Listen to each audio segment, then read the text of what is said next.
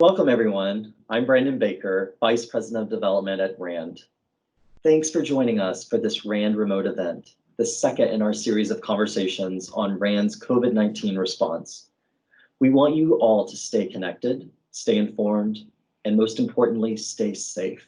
So our goal is to bring RAND to you, wherever you are, until we can be together in person again. This is not the new normal, but it is the normal for now.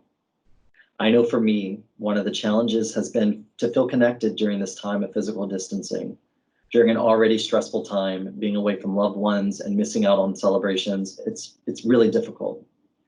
In addition to my own concern about what's happening here in LA, I'm worried about my family in Alabama and how their local communities will adapt and respond. I'm worried about the members of our communities who have been hit hardest by this crisis, and who will need the extra help in the days, months, and even years ahead. But I'm grateful to be a part of the RAND community because I know that our researchers and students are working to address the great challenges. They're working to find ways to strengthen and safeguard our communities, which is one of the critical priorities of RAND's recently launched Tomorrow Demands Today fundraising campaign. Today's conversation will focus on COVID-19's toll on particularly vulnerable populations and ways communities can prepare for a post-COVID-19 future. To talk about RAND's efforts in these areas, we're joined by Anita Chandra, Vice President and Director of RAND Social and Economic Wellbeing. So welcome, Anita. Thanks for having me, Brandon. Good to see you. Yeah, it's good to see you too. I know you're in DC and I'm here in Santa Monica, but it's really great to connect with you virtually. Thanks so much for taking the time to be with us today. So if you don't mind, let's jump in and let's talk about how this crisis is impacting our communities. Sure, absolutely. So, we've already seen that the COVID-19 crisis is affecting different people in different ways. What are we seeing as the greatest concerns for the most vulnerable members of our communities? Well, absolutely. When the pandemic started, I think our greatest concern, rightly, was for those who were older and those who were dealing with chronic illness. So some of those individuals were living in nursing homes or long-term care facilities and are often really at risk. But over time, we got increasingly concerned about even our seniors who are living in communities alongside the rest of us. And so that was rightly our first focal point. As the pandemic has progressed, I think we've started to realize that there are other populations that we also have to be concerned with who are at risk. And some of that includes individuals who are living in really dense communities and neighborhoods. So some of the early impact that we were seeing was in our large urban centers like New York City. We certainly are worried about some of our populations, particularly from racial ethnic minority backgrounds. And some of that's compounded by a higher prevalence of chronic disease in those populations. But also we have to look at things like access to healthcare services that are disproportionately more difficult to access for some of our populations, our African American and Latino populations. Communities that are actually on the front lines, whether they're first responders or they're essential workers, that became some of the critical points of concern when we were starting to see this impact roll out. But we shouldn't be losing sight of other populations that are now increasingly potentially at risk. We're worried a lot about some of these little spikes that we're seeing in rural communities. And while rural communities often have the benefit potentially of not living in dense places, which hopefully lessens their risk, when the virus does hit, unfortunately, rural communities are often underserved when it comes to healthcare services and access to supports. So we just have to think a little bit differently as this pandemic, we live with this pandemic, as this pandemic rolls out, how we're going to think about those populations in addition to the ones that we started with at the beginning of this pandemic in the US.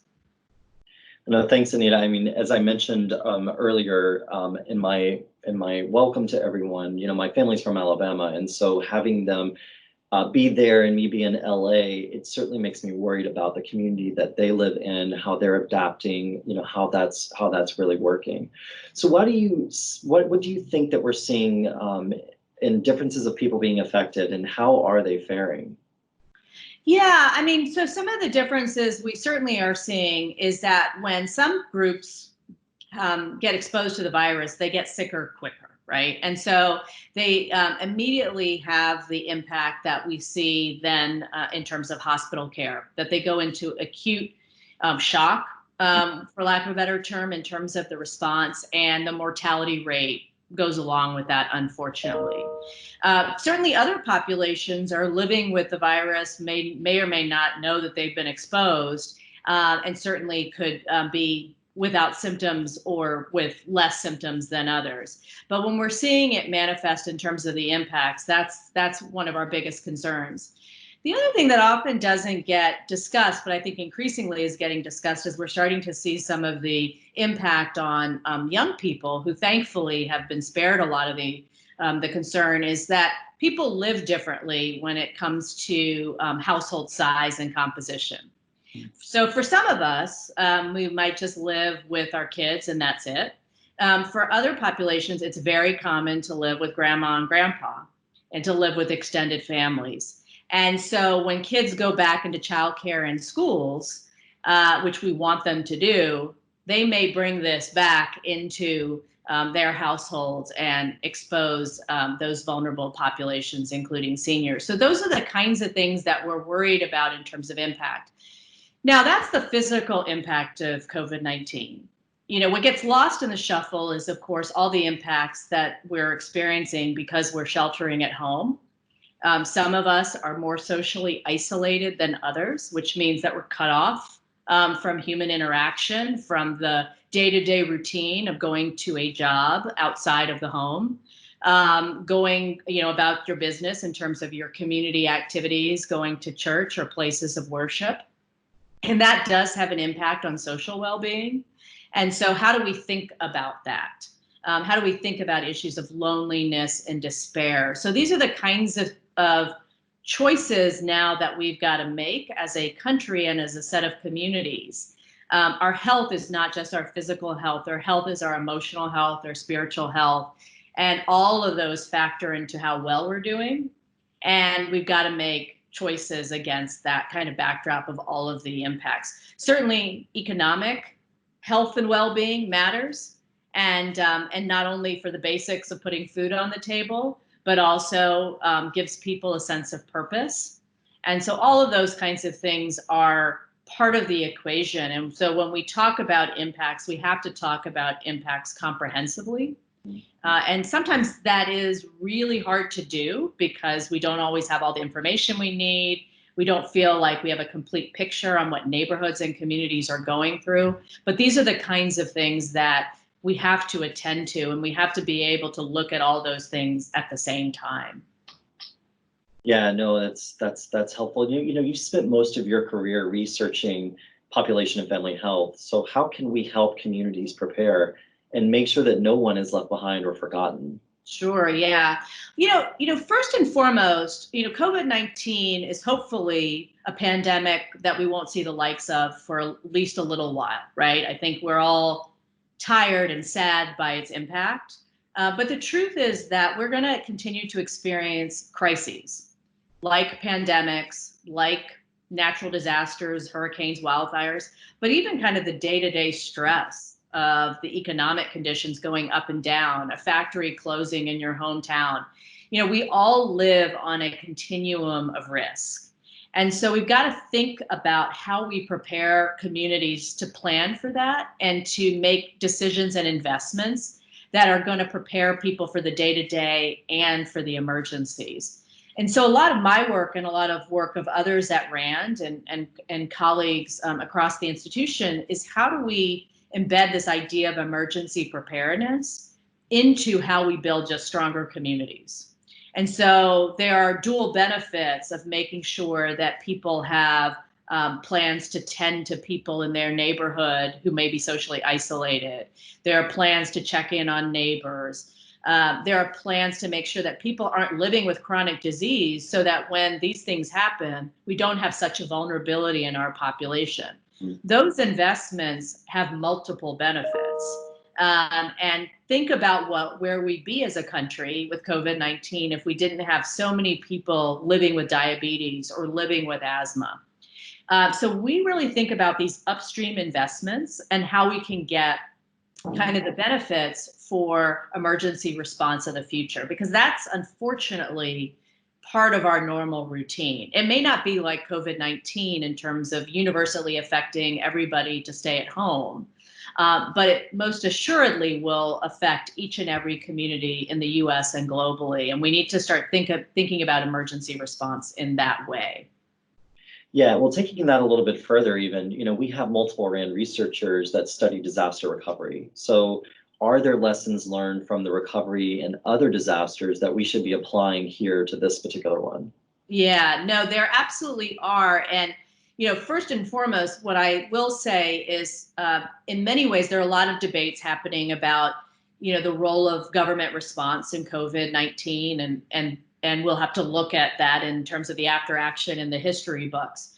But one of the things that you can say is that as much as communities have been devastated in many ways, communities have also rallied, right? Neighbors have rallied, community organizations have rallied. It's quite inspiring. And that has been a truth in every disaster going back several decades, if not centuries. And so one of the things that we study, but also help communities to do, is to think about, okay, how are you going to build the fabric of your community so that when bad things happen, you can marshal those resources? And so some of the distinguishing characteristics of communities that seem to be able to respond and recover more effectively is that they have a robust network of community-based organizations. So those organizations talk to each other. They know which assets they have. They know which neighborhoods need them. They know the vulnerabilities in their populations and in their communities. They work with government effectively. You don't have to wait for a disaster to do that. To bring the Boys and Girls Club or United Way or the faith-based community to the table. And we'll see, and I suspect pretty strongly, given already what we're observing, communities that had been doing that investment all along have fared better in some ways in COVID-19 because they were able to get the food bank up and running. They were able to reach out to a neighbor in need. So those kinds of things really are critical in communities that are more or less resilient. Communities that also think about acute and chronic stress together. And so what do I mean by that? They think about emergency response. So their emergency preparedness teams partner and exercise with the parts of government and the parts of community that do things like economic development or general public safety. So they're not separated. They're part of the plan. They tend to do much better in terms of community response and recovery. And what's nice about that is that sometimes communities come to us and they say, well, we're always going to have a challenge because we have a low income population or we have other needs and issues. And those needs and issues are absolutely important. But we've seen tremendous things of how communities are creative with even the resources that they have. It's just another reminder that so much of our response and our decisions is local. And we absolutely need coordination with the federal government or national governments in other countries. But so much can be done in terms of innovation at the local level to prepare communities to weather, unfortunately, these ups and downs and adapt pretty successfully. So, I've been really inspired by seeing communities and especially states' response to this particular crisis. But why is that? Why is it that it's driven by the states and communities versus the federal government? Yeah. And what is important to know about how communities can organize and respond? Yeah. So, one thing is communities have a closer sense of, who's living in their neighborhood, who's in their community, what their assets are, what their strengths, what their weaknesses are. And so that goes a long way in terms of figuring out what you're going to do and what you're not going to do. So that's just number one. It feels obvious, and yet it isn't, in the sense that sometimes that gets a short shrift. The second thing is that communities can sometimes try things out because of their size. Now, there are big communities and small communities, but in general, it's a bounded area geographically and otherwise.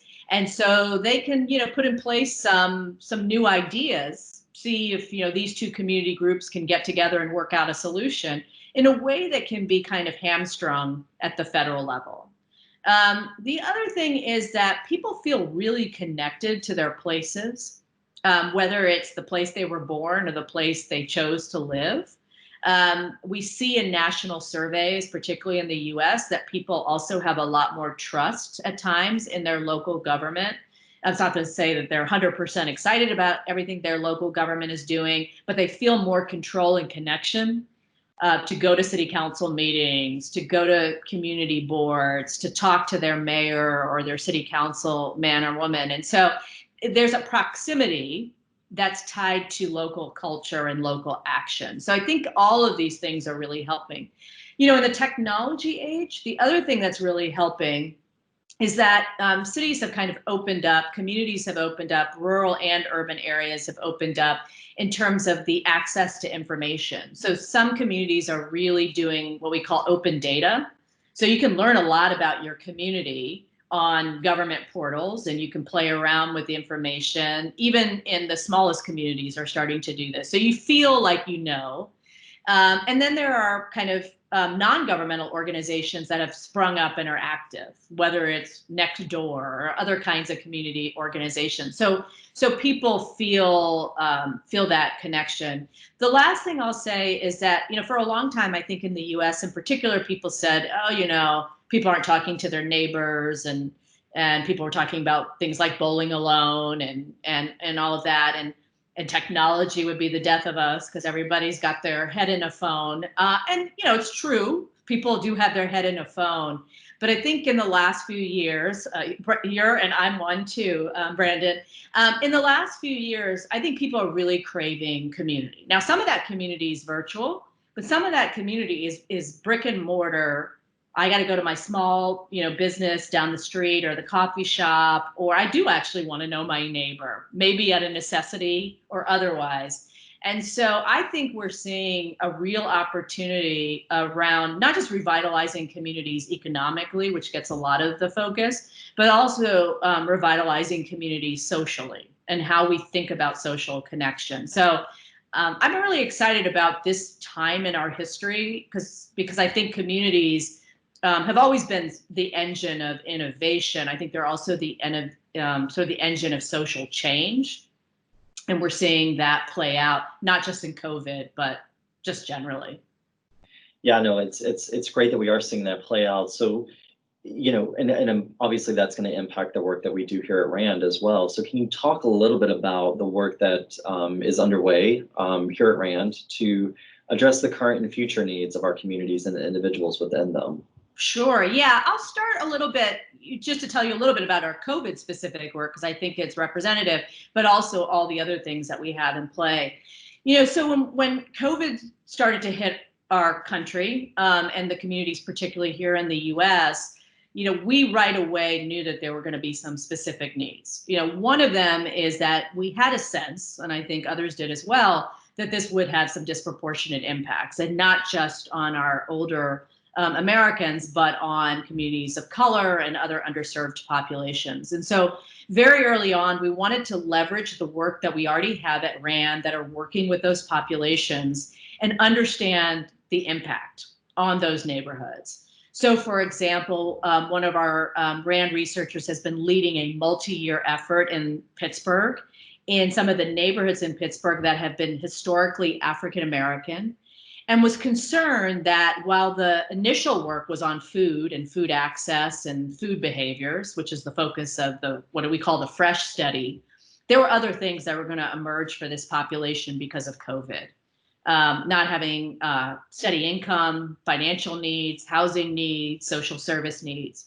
And so we got into the field right away to try and understand what was going on with that population. And I think we've done a lot to put some numbers on the disproportionate impact, be able to share that with some of the local policymakers and decision makers, and continue to follow that group as somewhat representative of other neighborhoods like that here in the US. We're also trying to understand a little bit more about what's happening with communities across the country in terms of their choices. And we've been doing a project with our colleagues at the Robert Wood Johnson Foundation for a few years to follow what we call sentinel communities, communities that are representative of different political structures and different cultures and different geographies here in the US. Now, the principal reason behind that work is to understand how communities come to the idea of building a healthy community, what choices they make, what investments they make, and how do they think about actually we're all in this together. This was pre-COVID, and the challenges and opportunities with that. Well, we're kind of leveraging our ability to engage with those communities now to understand what were they doing before that has helped their COVID-19 response? What are they learning in their COVID-19 response? And then where do we go from here? So those are some of the examples of things that we're doing around the COVID response. But again, I think they're representative of some of the work that we've been doing for years. I'd say our work in communities kind of falls into a few buckets. So some of our communities work is really working with an organization or working with a neighborhood to roll out a program or an intervention. So a community is worried about substance use, or it's worried about homelessness or housing issues. And we work side by side with that organization or that neighborhood group to say, let's solve this. Let's figure this thing out. Let's bring evidence-based solutions to the table. And we're going to continue to do that because we see real impact in so many areas of child and family well-being, aging issues, and really everything in between. But the other ways that we work with communities is to take on a big challenge at the community level and work with mayors, work with city managers, and say, you've been struggling with this issue of economic development and revitalization, or you've been struggling with issues of climate change and adaptation. How should we do this differently with you? So some of our work in Pittsburgh and Los Angeles and Santa Monica and New Orleans, and even in communities in other countries, in our RAND Europe office and other places, that's the more strategic side of RAND, where we say, how can we help you rethink how you're collecting information on your population? How can we help you think about preparing differently for climate change? How can we bring our modeling and our analytic tools to a big problem that you're facing? And how can we sort of do that now for you, but also how can we set you up for the challenges that are going to come 10 or 20 years from now? What are the secondary impacts of some of your choices? And we're just doing this right now with a county here in Maryland who wants to reimagine how they're putting health into all of their policies. And COVID shines a bright spotlight on that, but it's really a big strategy question that gets the community of all types, the government, non-government, and RAND to roll up its sleeves and really take stock of everything that we know, bring it to bear on a community big problem, and help them structure a solution. So that kind of micro intervention at the neighborhood level or with the population, and macro, how do we reorient a community or help a community tackle a big challenge? Those are the kinds of things that we do. And sometimes people don't realize that RAND doesn't just kind of look at the need and understand the research. We actually go in and implement solutions, or we're along for the ride to try and provide technical assistance to community leaders. And some of that is, I would say, at least for me, and I'm sure I speak for a lot of my RAND colleagues, some of the most gratifying work because you can really see it. It's tangible, it's tactile, and we have a lot of impact in doing it. Yeah, no, it's kind of breathtaking to me to see all of the amount of research going into this from RAND, from all of our colleagues across the organization, and especially working with these vulnerable communities. And there's a lot of work that's still going to have to be done from starting today. That's going to last years from now. That's right. But based on what we know now, what do policymakers need to consider as they develop policies that are going to support our vulnerable communities, both now in response and, of course, in the future? Yeah. So I think there are a few things. First and foremost, one of the things that policymakers need to look at, and we're seeing this unfortunately with COVID-19, is we don't really have all the kind of data and information structured in the ways that are going to really help local decisions. So with COVID-19, you see this play out, right? So unfortunately, we're taking national and state solutions because we have to protect the public's health. But there's a wide variety of how our economies are organized, our risk factors, how populations respond. And in order to do that, we actually have to have data systems that are robust and fine-grained enough. And this is true. You're starting to see a lot of concern that we can't even look at racial ethnic disparities consistently across counties, much less states, right? Because we don't all code for race and ethnicity. Well, if we're going to do something and actually solve for these problems, not having the information is actually a big challenge. That would have been one thing, I guess, a few years ago when we didn't have the aid of technology. But with all of the other tools and things at our disposal, to be able to collect information more efficiently and effectively, this really should be solved. And it doesn't just need to be solved for COVID-19, it needs to be solved in a way that is actionable for states and communities within those states. And I think that's something that we can do, and certainly something that RAND can help with. The second thing is that one of the challenges that we have with particularly local policy is how much we don't really think about the implementation of the policy. So we sometimes, we may use evidence, and I hope we do more than we actually do in practice, to guide the initial design of the policy.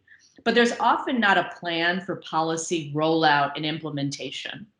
And so we know that communities are going to apply that policy differently based on cultural differences and feasibility and cost and logistics, and just nothing is ever implemented straight out of the box, right?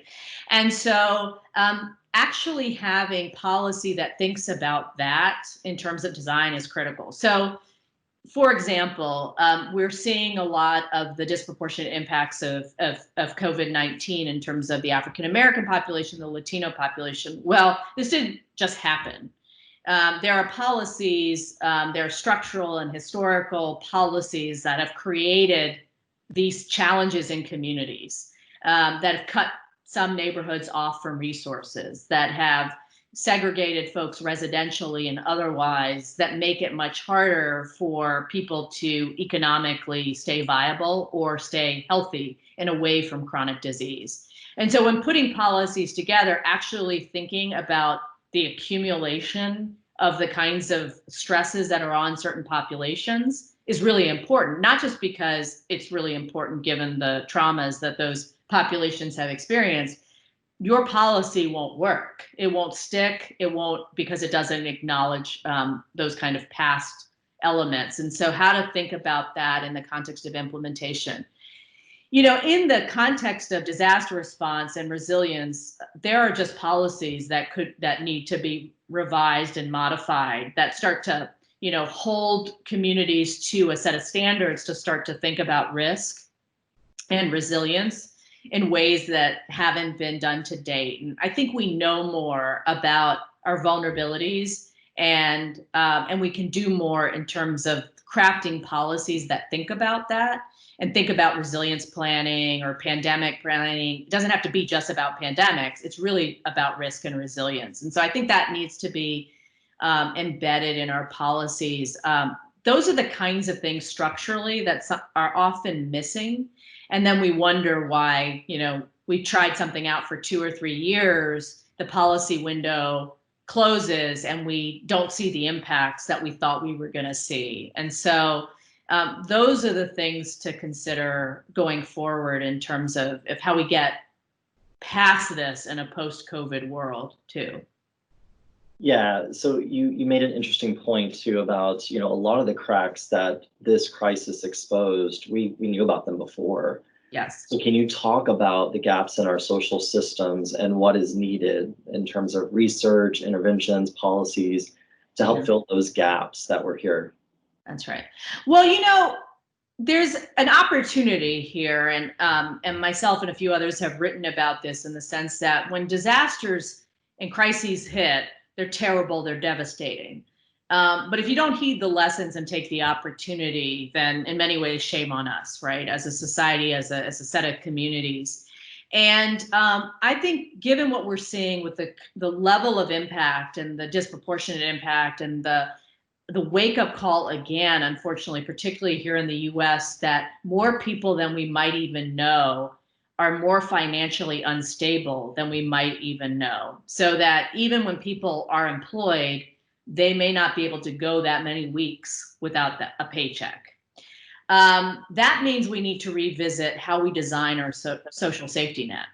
And that doesn't necessarily mean adding new big government programs. What it means is actually taking a look at the SNAP program, which is for food assistance, a welfare and sort of public welfare options, other kinds of social supports like our unemployment insurance plans and these kinds of things, and taking a deep look at actually how we organize that. One of the challenges of our social programs is that they're really siloed from each other. So at the federal level, they might be in housing and urban development or the Department of Agriculture. While at the community level, they're also siloed. So even if it's coming through federal monies, there's a lot of disaggregation and separation that makes it really hard. So if you've ever talked to a social worker or a frontline provider, he or she will tell you it is a maze and a mystery how anybody can navigate our social safety net system. So how do we make that easier, more user-friendly, which means often data systems talking to each other, providers who are cross-trained so that they can work in multidisciplinary teams to serve clients, but also cleaning up what is our purpose of the social safety net, what are our new objectives given what we know about our country's needs. All of that is long overdue, but it can be done. And so that's, I think, a piece of the puzzle. A second thing is actually coming to terms with this idea of the accumulation of stress. I think we now understand trauma better in the US than we ever had before. And there are reasons for that.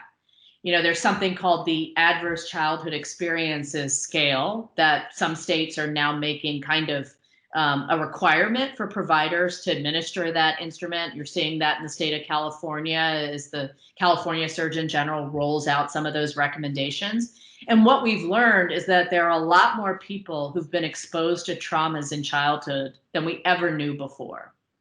And that means something for their ability to live a healthy life.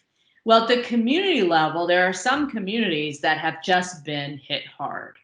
Whether it's it's legacies of race, whether it's economic downturn, whether it's other stresses and emergencies. And if you don't take into account those community traumas as opposed to setting them to the side, you'll not only miss the boat in terms of how to redesign social systems and not have policies that stick, but you will continue to create conditions where people get sicker.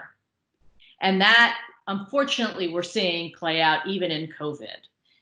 There's a reason why people have the disproportionate chronic disease burden that they have. And it's not just personal choices. It's the systems and environments in which they live, and it's their histories.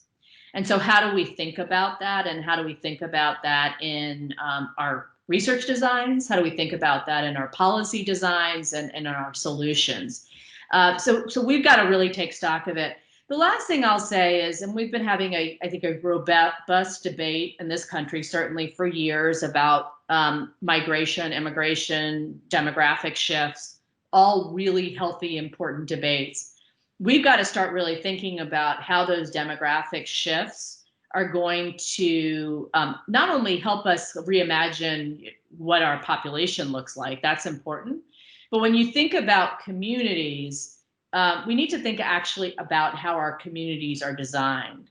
So a point that I often talk about with mayors and other community leaders is that most of our communities are designed with early 20th century thinking at best. So the way that we create a health department or a public safety department was meant for 1920s America, as we were moving through industrial age and beyond. Well, in a technology age, in an age where we have the kind of diversity that we have in the US in particular, but this is true even in other countries, well, quite frankly, our communities need a jolt in terms of how they're designed. You can even just look at the COVID-19 pandemic and say, well, we've been having this unfortunate conversation where it seems like public health folks are at odds with economic development folks. That shouldn't happen going forward. Maybe if we rethought how we put departments and agencies together, we might fix some of these fractures in our social system through kind of government change. And we've got really the power to do all of that going forward. We just really need the will and the creativity to try some things out. And this goes back to an earlier point that you and I talked about, Brandon, is that the innovation is possible at the community level. So why not try it out? And I think we're starting to see this with some communities. I just like to see more of that happen and more of that get spotlighted so that other communities can learn from each other.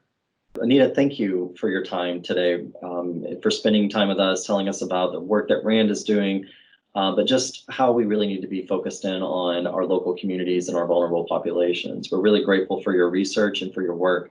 So thank you. Thanks, Brandon. My pleasure. Thank you all for being with us today. RAND's research and analysis are needed now, perhaps more than ever, and your continued engagement, even remotely, and continued support are vital. I hope you'll join us for our next RAND remote conversation on Friday, June 5th. You can find more information about it at campaign.rand.org/events, or reach out to us via email at randremote@rand.org with any questions that you might have. In the meantime, I hope you stay safe, stay well, and stay connected to RAND remotely. Goodbye for now. 90210, 90022, 90221. Our zip codes represent more than just the places where we live. They're a predictor of our health and the opportunities available to us. Education and job options, outcomes like life expectancy. These can vary widely for people living in adjacent zip codes, only miles apart. Will we accept that a baby born in 25701, Huntington, West Virginia, a state with one of the highest rates of opioid-dependent newborns, will have fewer options than the baby born in 90404, Santa Monica, California? We won't. We can't sit by while our communities and the individuals within them are hurting. Not when every 15 minutes there's a baby born suffering from opioid withdrawal. Not when suicide rates are at their highest since World War II, or when life expectancy fell for 3 years in a row. U.S. communities are not the only ones in distress. From the bottom billion people and the poorest countries in which they live, hunger, disease, and natural disaster are existential threats. Many throughout the world have been forced to leave their homes, fleeing conflict and war, or they're driven from their places of birth by fires and floods, drought, and food insecurity. These problems are decades in the making, but the dire consequences are being transmitted from generation to generation. If you think these issues are too complex to solve, think again. If you think the time has come to act, we agree. Bold solutions are needed to safeguard our communities today. Urgent action is needed to build resiliency and strengthen our communities for tomorrow. Imagine a tomorrow where opportunities for health, well-being, and success are in reach, regardless of circumstance or place of birth. Can you imagine a brighter tomorrow for all? We can. Tomorrow demands today.